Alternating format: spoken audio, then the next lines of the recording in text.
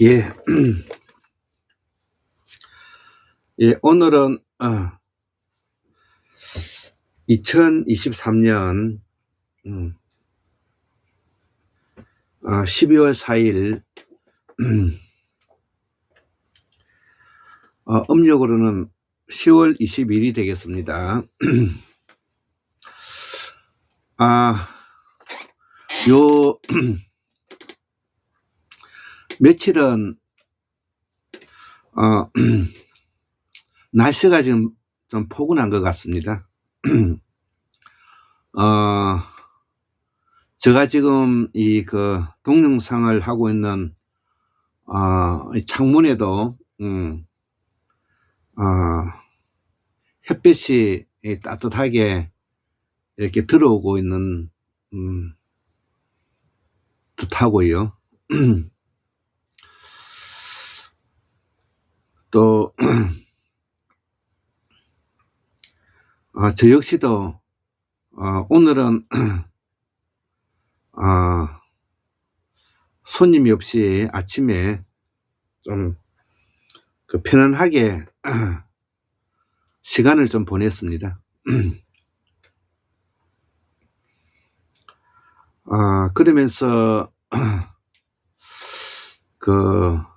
국민 주권자로서, 국민 주권자로서 민주공화정이라는 이름으로 우리 대한민국의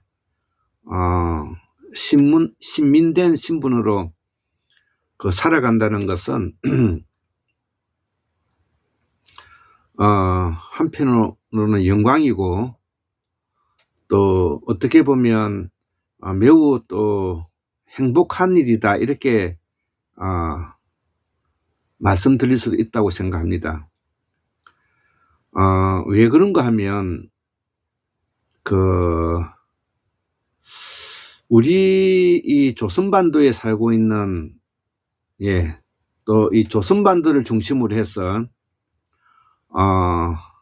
연해주, 간도, 이쪽 블라디보스토크, 청진항 있는 이런 부분에 있어서는 원래 거기가 여진, 숙신, 말갈, 이 만주라고 말하는 이런 여진족이 자리 잡고 있었던, 원래 거기가 그들의 본향이죠. 그리고 또 우리가 일명 이제 거란이라고 말하는, 요나라죠. 요나라. 야우라복이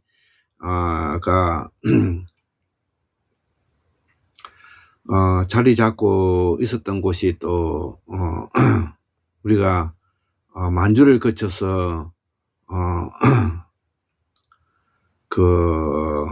지금 현재 중국의 내몽골 이쪽에 이제 자리 잡고 있고, 이 요나라가 나중에 이제 서하라는 나라를 만들게 되는 것이 되기도 하죠.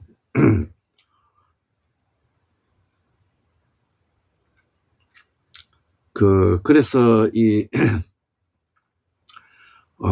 거란이라든지 이 말갈은 엄밀히 말하면 우리와 유전자가 거의 동일하다, 이렇게 볼 수가 있는 것입니다. 왜 그런가 하면 이 무대가 과거에 우리가 고구려의 무대이기 때문에, 또 과거에 이제 고조선의 무대이기 때문에 이 거란족이라든지 이 여진족은 조선족하고는 같은 핏줄이다, 이렇게 생각해도 틀리지는 않으리라 생각합니다. 자, 그렇게 해서 우리가 이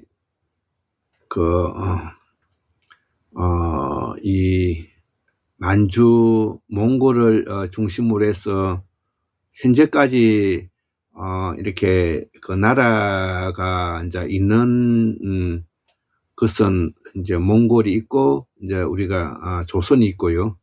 그다음에 일본이 있죠. 그리고 이제 여기에 발언했던 많은 우리가 그 족속들이 지금 현재는 중화인민공화국 중국에 지금 현재 복속되어서 소수민족으로 지금 현재 살아가고 있기도 하죠. 그래서 우리가 하은주를 이어서 우리가 그 원래 이 동북아의 그 유라시아를 거쳐서 중심 세력이었던 우리 환국민이 우리가 중국과 결별하게 되었던 것은 우리가 유방이 한 나라를 만들면서 결별하게 되었고요. 일본과 결별하게 된 것도 이 무렵이다 이렇게 생각하면 될 것입니다. 이 야마토 정권이 생기고 우리가 도레인들이 한국의 조선반도에 살고 있었던 부여족들이 일본 땅에 건너가서 개척을 했던 시기가 우리가 고구려 백제 신라가 세워지고 있는 그 시점이기 때문에 그건 뭐 그 시점에 중국과 조선과 일본이 이렇게 헤어졌다 이렇게 이해해도 될 것입니다. 그러면서 중국 문명은 중국 문명대로 또 발전해 가고 또 일본은 외죠. 외대로 또 일본 문명사가 발전해 가고 우리는 이 한국사의 문명으로 이제 우리가 발전돼 가는 것을 우리가 그 정리 조합해서 우리가 한국 문명사를 이제 만들어 가야 될 시점에 이제 온 것이죠. 그래서 이 한국 문명사를 우리가 발전시키기 위한 정치, 경제, 사회, 문화적인 측면에서 우리의 그 역사를 들여다보는 그런 눈이 필요로 한 것입니다. 자, 그러기 위해서는 우리가 하원주를 이어서 그 이 동진시대, 서진시대를 거쳐서 진나라 진시황이 중국을 전웅치룽을 진초제연 한의조 를 뭐냐면은 이 통일했던 진나라가 바로 우리 은나라의 후손이라는 것을 우리가 아마 모르고 있었을 테지만 우리는 그 알아야 되겠고요. 그 진나라의 후손들이 바로 지금 현재 신라의 후손들이 되는 것이고, 또 신라가 또 사국을 통일하면서 지금 오늘날까지 우리가 그 고려를 거쳐서 조선을 거쳐서 일제시대를 거쳐서 지금 현재 대한민국까지 오면서 남북이 이렇게 이제 분단되어 있는 시점인 것입니다. 자, 그래서 이런 한국 문명사를 우리가 발전시키기 위해서는 우리의 그 태고사를 재발견하고 한국사를 복원하여 한국의 민주주의를 견인해서 세계 민주주의에 내다팔 수 있는 그런 마음가짐을 가지고 우리는 학문해야 되는 것입니다. 학문이 떨어지면 나라가 망하기 때문에 우리가 학문을 하지 않을 수가 없는 것이죠. 그렇기 때문에 우리 선현들이 학문을 하는 우리는 가정교다. 학문하는 가정신앙을 가진 우리의 조선족이다. 그래서 학문하는 동학도다.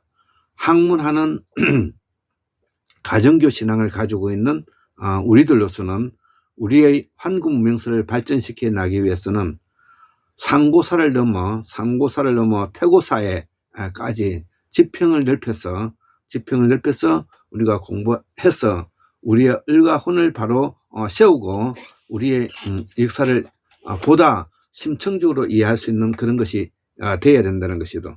그래서 제가 한국 통일연방모형 오늘 50번째 이야기로서 나는 동학도다 4번째 강의로서 왜 문재인, 이낙연, 윤석열은 일란성 새 쌍둥이고 그들은 촛불 동학을 배신하였는가. 또 이들을 우리는 환형적 우울감에 빠진 자들이라 말을 한다. 이러한 제목으로서 지금 현재 우리 한국 사회의 정치적인 기본적인 이해를 돕기 위해서 오늘도 이 강의를 해보고자 합니다. 자, 그래서 첫 번째 박근혜 탄핵은 박정희에 대한 환상을 바라보는 계기가 되었다. 지금 현재 우리는 대구, 특히 대구 경북 그 영남 지방에 가면은 한국의 오늘날을 있게 만들어준 999의 영웅 박정희에 대한 그 영웅시되는 그런 믿음이 지금도 계속 유지되고 있죠. 그래서 박정희 대통령이 이제 그 12.6 사태 때 그 중앙정보부장 김재규에게 총 맞아 죽고 난 이후에 그 전에 이미 우리가 8월 15일 날 우리가 그 광복절 행사 중에서 유경수 여사님이 또 총 맞아 죽으면서 여기에 대한 그 두 분에 대한 애틋함이 우리가 정서적으로 국민들에게 자리 잡고 있는 상태에서 그의 맏딸인 박근혜 대통령이 대통령에 당선되고 박근혜 대통령이 최순실과 국정농단이라는 이름으로 탄핵을 받아서 4년 만에 쫓겨나가면서 우리가 이 박근혜 탄핵은 그동안에 박정희를 영웅시하고 999의 영웅으로 받들고 있는 이 박정희에 대한 환상을 바라보는 계기가 되었다는 것입니다. 그래서 여기에 대한 우리 경제적인 성장을 말하는데요. 분명한 것은 이 박정희가 특별한 성격의 소유자이고 특별한 정치적 리더십을 가진 자이면은 우리가 부인하지 못하리라 생각합니다. 이분이 살아온 여정이 그런 것이죠. 그 대구 구미 선산에서 태어나서 그 대구 사범을 졸업하고 또 그 중구 만주 군관학교에 들어가서 공부를 하고 일본 육사를 졸업하고 그다음에 군인으로서 또 그 남로당의 그 자익으로 활동하다가 다시 6.25 전쟁이 일으키면서 다시 뭐냐면 나중에 군사 구태타로서 대통령이 되기도 하고 또 유신헌법을 발표해서 인권을 유린하고 민주주의를 퇴보시킨 그런 특별한 그 성격의 소유자임을 우리가 부인하기 어렵다고 생각합니다. 자, 그래서 그동안 우리가 미국과 한국과 일본이 한미일 동맹이라 그러죠. 그 한미일 동맹의 가장 핵심적인 틀이 바로 미국이 그 중심이 되는 것인데 이 미국의 한미일 군사 동맹의 가장 뭐냐면은 그 원하는 것이 한미일 군사 공조를 그 완벽하게 뭐냐면은 자리 잡게 하는 것이었는데 미국 입장에서 보면 과거에 한국과 일본이 식민 통치로 해서 서로 사이가 좋지 않기 때문에 항상 미국은 한국의 눈치를 보고 또 일본의 눈치를 봐야 되는 그런 입장에 놓였다가 그동안에 이러한 것을 적절하게 우리가 자주적 외교로서 그동안에 우리 한국의 그 대통령들이 그 외교를 미국에 대해서 해 오다가 급작스럽게 뭐냐면은 윤석열 정부에 들어오면서 한미일 동맹을 같이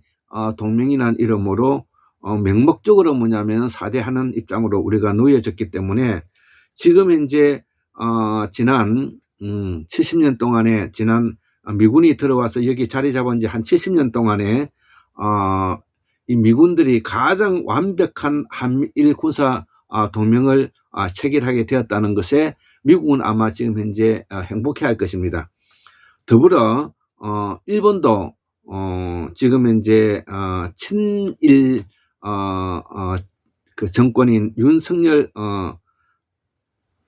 대통령이 일본 기시다 총리하고 밀접한 연관성을 가지고 서로 그 친일 한일 그 동맹을 하고 있는 상태이기 때문에 우리는 이것을 그 뭐고 친일 정부라고 이렇게 표현하기도 하는 것이죠. 어쨌든 우리가 외교를 볼 때 한미일을 볼 때 이 한미일 동맹의 근본적인 뿌리와 한미일 동맹에 가지고 있는 미국인들의 마음 그 궁극적인 목표는 바로 중국에 대한 평창 정책에 대해서 여기에 방어하는 것이죠. 그래서 이 미국의 그 이익은 바로 한미를 굳건해서 중국의 평창 정책에 맞서는 것에 주 목적이 있었던 것이고요. 또 그리고 과거에 미국과 일본은 또 태평양 전쟁으로 인해 가지고 서로 싸웠던 경력이 있기 때문에 일본이 지나치게 뭐냐면 성장해서 팽창해서 미국을 위협하는 지경에까지는 키우게 되면은 미국도 부담이 되기 때문에 두려워했던 것입니다. 그래서 한때 세계 제2의 경제국이라 말했던 일본이 또 세계의 모든 돈은 일본이 가지고 있다는 그런 말을 들을 때 미국은 바로 일본에 대해서 겁먹었던 것입니다. 그래서 일본을 이 시기에 조금 제어해야 되겠다는 생각을 미국이 하게 되었고, 그 미국은 이것을 뭐냐면은 일본의 힘을 빼는 대신 한국에 힘을 실어줘야 되겠다라고 생각을 해서 그 정책이 맞닥뜨려진 것이 바로 박정희 시대 때 우리가 경제 성장 5개년 계획과 맞물려 있는 것입니다. 물론 경제개발 성장 5개년 계획은 우리가 그 뭐고 민주정부 때 이미 그 4.19의 민주정부 때 장면정부 때 이미 그 마련된 것이지만 어쨌든 한국의 경제개발 5개년 계획이 바로 맞닥뜨려지면서 박정희의 그 리더십에 기인해서 한국의 경제 성장을 중심으로 또 중앙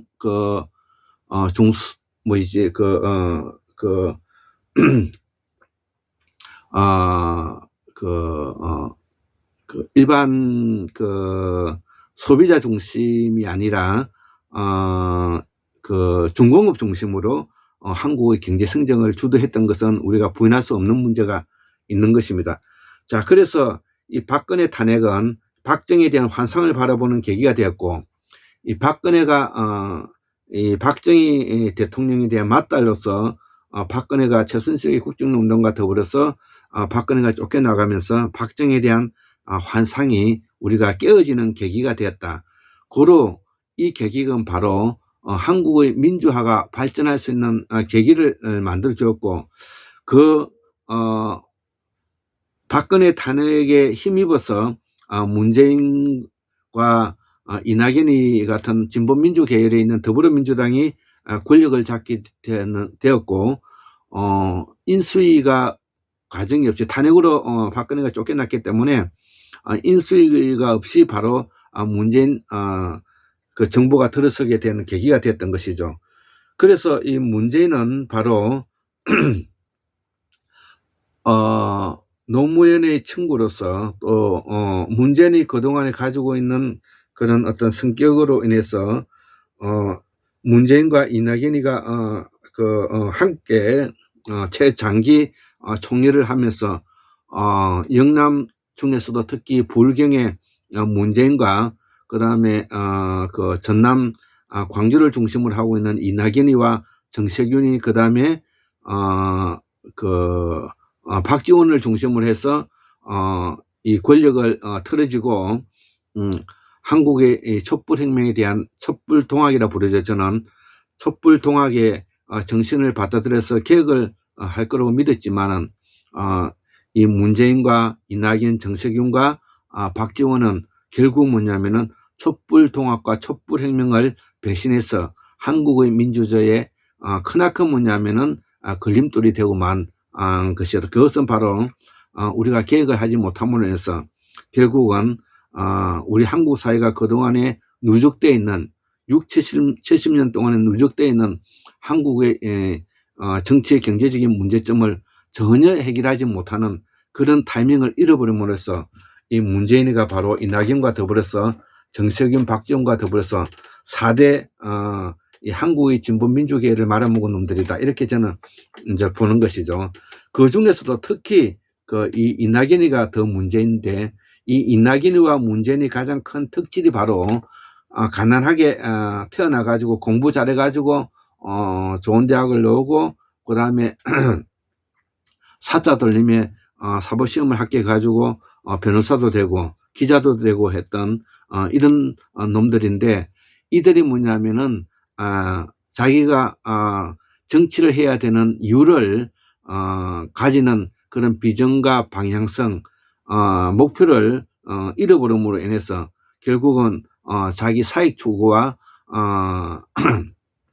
자기의 입신 추세에 초점을 맞추어서 자기가 그동안 키워줬던 문재인 과 이낙연이가 바로 호남을 배신하고 한국 민주주의를 배신해서 환영적 우울감에 빠져가지고 윤석열이와 같은 이런 자들과 함께 어울리면서 결국은 조국과 그 추미애를 쫓아내고 윤석열이와 문재인이 이낙연이가 한 팀이 되어가지고 한국 사회를 지금 이제 어떻게 뭐냐면 이렇게 그 구렁텅이로 몰아넣고 한국 사회에 우리가 일명 무간지옥의 뭐냐면 고통 속에 이 나라를 뭐냐면 내팽개치고 여기에 요부에 들어갈 정도의 김건희라는 또 아주 요상한 여자가 옆에 조종하면서 실질적인 뭐냐면 대통령 행세를 하면서 한국 사회를 이런 21세기에 백주대낮에 우리 한국 사회에 있는 이 정치 경제 사회 모든 정권을 틀어지고 한국 사회를 도탄에 지금 이제 고립의 위기로 지금 내몰고 있는 일을 볼 때 이거 어처구니가 없는 일이라는 것이죠. 도대체 뭐냐면은 이것이 지난 한국 정부가 그동안에 그렇게 많은 투쟁을 하고 그렇게 많은 뭐냐면은 갈등을 겪으면서 이렇게 진행시켜 왔던 일들이 하루아침에 우리가 김건희라든지 윤석열 같은 이런 자들에게 이렇게 뭐냐면 굴복당하고 있고 포획되어 있고 규제되고 있다는 것에 대해 생각하면 가슴이 찢어지고 통탄할 일입니다. 아마 많은 지식인들이 아마 여기에 지금 이제 허탈해 할 텐데요. 저 역시도 마찬가지입니다. 자, 그래서 우리는 그동안에 인연 구테타로 인해서 뺄갱이니 그 다음에 뭐냐면은 뭐 자본주의네 이런 이야기를 하면서 이승만이가 바로 미국을 등했고 북한은 소련을 등했고 인연 구테타로서 뭐냐면은 정권을 틀어지었고요. 그 다음에 박정희 전두환에서 군사 구테타, 결국은 마지막 권력기구였던 윤석열 한동훈에 해가지고 검찰 구테타를 용인하게 되는 이런 우리를 범하고 말았다는 것이죠.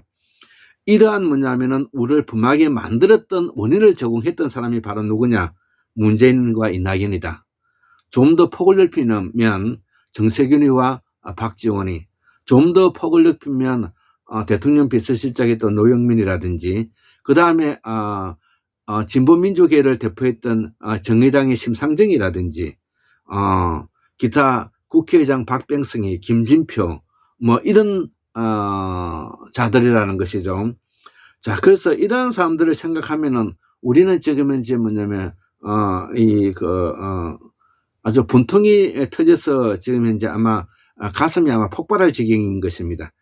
이런 자들을 뭐냐면 우리가 제압을 하지 못하고 우리가 권력을 내줘서 국민 주권자로서 깨어있는 시민으로서 그들을 뭐냐면은 우리가 관리하고 통제하지 못했다는 것에 대해서는 너무 지금 현재 가슴 아픈 일입니다. 오히려 그들을 가지고 이 국민 주권자인 일반 이 시민들이 국민들이 개돼지 취급을 받고 개돼지 취급을 받기를 넘어서 그들의 배신물 대상으로 뭐냐면 여기고 있다는 것에 대해서 저는 매우 뭐냐면은 분노하는데요. 자, 그래서 인형 쿠데타로서 이승만이, 군사 쿠데타로서 박정희, 전두환이, 검찰 쿠데타로서 윤석열, 한동훈을, 결국은 우리는 이런 권력에 취약한 뭐냐면은 우리 대한민국의 민주공화정의 한계를 드러냈다는 것을 저는 이번 기회에 우리가 인정해야 된다는 것입니다. 자, 그래서 이러한 검찰을 포함해서 군사 쿠데타, 인형 쿠데타에 가지고 우리가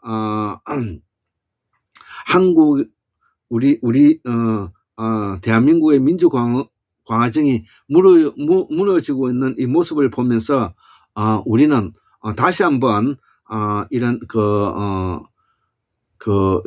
우리 한국의 민주주의 발전에 새로운 우리가 한번 각성을 해볼 수 있는 기회가 되어야 된다, 이렇게 생각을 하고요. 자, 그래서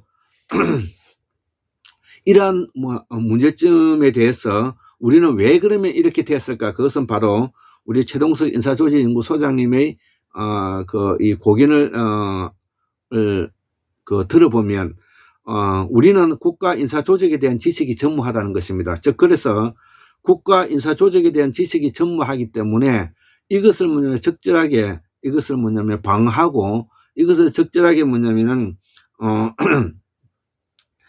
계획을 세워서 이것을 조직적으로 이것을 관리할 수 있는 그런 실력이 없다는 것입니다. 그래서 바로 이 최동석 박사님이 쓰신 성취의 청무용의 인사조직연구소 이 책을 바탕으로 해서 제가 한국통일연방모형이라는 이름으로 지금 이제 강의하고 있지 않습니까?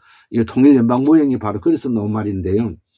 이 성취의 청무형에 있는 이 안에 있는 이 내용을 바로 우리가 그동안의 영미석의 지배구조인 서계차경이라면 서열화하고 계급화하고 경쟁화하고 제도화 차등화하는 서계차경, 이러한 피라미드 구조에서 수직적 리더십을 바탕으로 하는 독일식, 스위스식 모델을 바탕으로 하는 스칸디나비아식 정치 경제적 모델을 우리가 바탕으로 도입해야 된다는 것이죠. 그래서 독일에서 공부한 사람이 많이 있는 학자들이 많지만 여기에 실무적인 경험과 여기에 탁월한 지식을 합류하고 있고 가지고 계시고 있는 최동석 인사조직연구소장님께서 바로 이 성취의 청무형이라는 책을 만들어내었고, 성취의 청무형을 바탕으로 해서 여기에 관련되어 있는 인사조직에 대한 연구가 있고, 이 인사조직 연구를 바탕으로 해서 직접 현장에서 컨설팅을 하였고, 또 한국은행에서 근무도 하였고, 그 경영학과를 나오셔가지고 경영에 대해서도 탁월하고, 그 다음에 교육에 대해서도 초기에 초등학교 선생으로서 출발해서 이런 교육에 대해서도 지식이 남다른, 오늘날의 우리 한국 사회를 새롭게 디자인할 수 있는 분이 바로 최동석 박사님이시다. 저는 그렇게 생각하면서 이러한 인사조직에 대한 연구를 바탕으로 해서 우리 사회가 협력하고 연대하고 협동하고 보완할 수 있는 그런 길로 나아가야 되고, 나는 그런 길로 나아가기 위해서 우리 두 딸과 더불어서 또 주변 사람들에게 그런 방식으로 뭐냐면은 교육을 한 지가 벌써 오래되었습니다. 자, 그래서 우리가 기본적으로 그동안의 영미식의 지배구조인 피라미드 구조에서 벗어나서 서기차경의 바탕을 두고 있는 서열화하고 차별화하고 경쟁화하고 계급하는 단계에서 우리가 벗어나서 이제는 협력하고 연대하고 협동하고 보완하는 방법으로 뭐냐면은 우리 사회를 뭐냐면 이끌어 가야 된다. 이렇게 이제 생각하는 것입니다. 그래서 저는 이 최동섭 박사님을 우리가 박문호 박사님과 더불어서 그 다음에 유창균 박사님과 더불어서 그 다음에 공우 강삼 박사님과 더불어서 그 다음에 율곡 이중재 선생을 포함해서 한 5명을 제가 오늘날에 여기까지 공부를 할 수 있게끔 길을 제시하고 안내해 주신 성인의 버금가는 훌륭한 대학자들이다. 이렇게 저는 생각을 하고 있는 것이죠. 자, 그래서 그러면은 오늘날의 문재인과 이낙연이와 같은 이런 정세균이라든지 박지원이라든지 이런 김진표라든지 그 다음 박병석이라든지 기타 노영민이라든지 그 위에 기타 더불어민주당에 있는 수많은 뭐냐면 정치인들이 왜 오늘날에 뭐냐면은 한국 사회를 이렇게 뭐냐면 무관 지옥으로 뭐냐면 빠뜨려서 기층민중을 이렇게 뭐냐면 개돼지 취급을 하고 개돼지 취급을 넘어서 그들의 배신물의 대상으로 여기고 있는가에 대해서 생각해 보면 제가 원통한데요. 그래서 이들이 바로 뭐냐면은 촌에서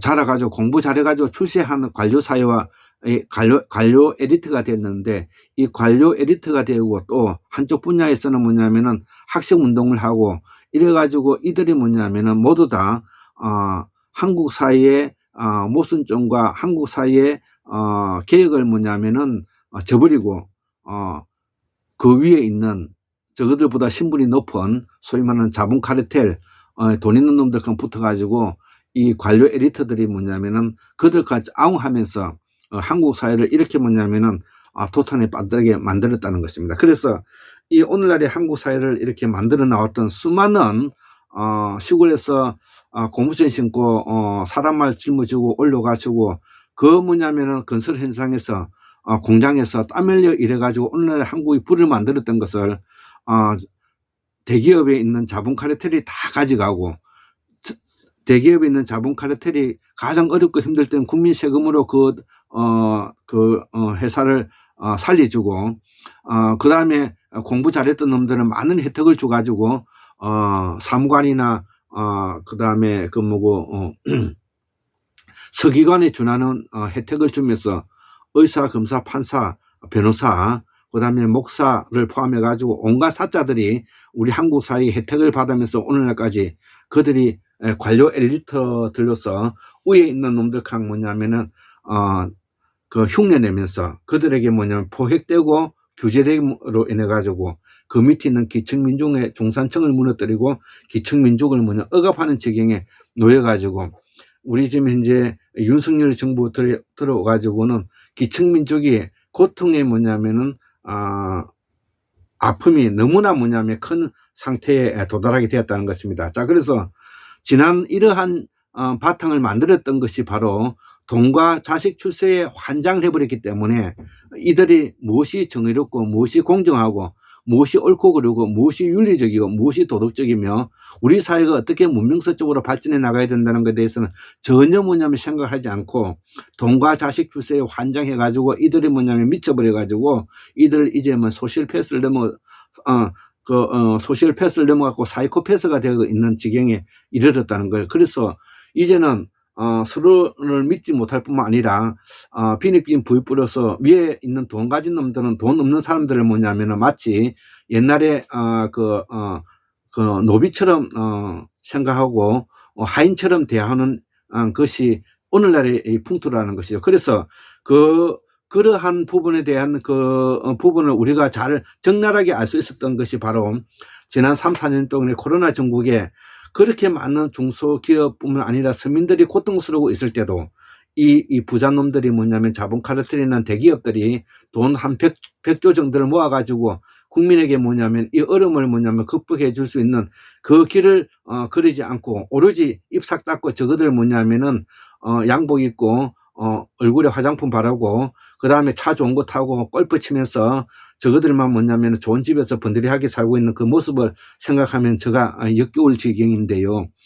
거기에 또 과거에 가난하게 공부 잘해가지고 국가 관료 엘리트로서 키웠던 이놈들이 뭐냐면은 위에 있는 자본 카르텔과 달라붙어 가지고 사도 맺고 열쇠 3개 짊어지고 해가지고 국회에 들어가 가지고 국회의원에 하고 뭐냐면 신흥 뭐냐면은 출세 부자라고 생각해 가지고 출세자들 해 가지고 오히려 뭐냐면 중산층을 무너뜨리고 서민에 있는 사람들 그 같이 뭐냐면은 그들과 같이 뭐냐면은 그 대표적인 유행의 사람이 바로 김건희가 그 대표적인 놈이다. 사람이다. 이렇게 뭐냐면은 그 결론 내릴 수가 있겠습니다. 그래서 이 돈과 자식 출세에 환장한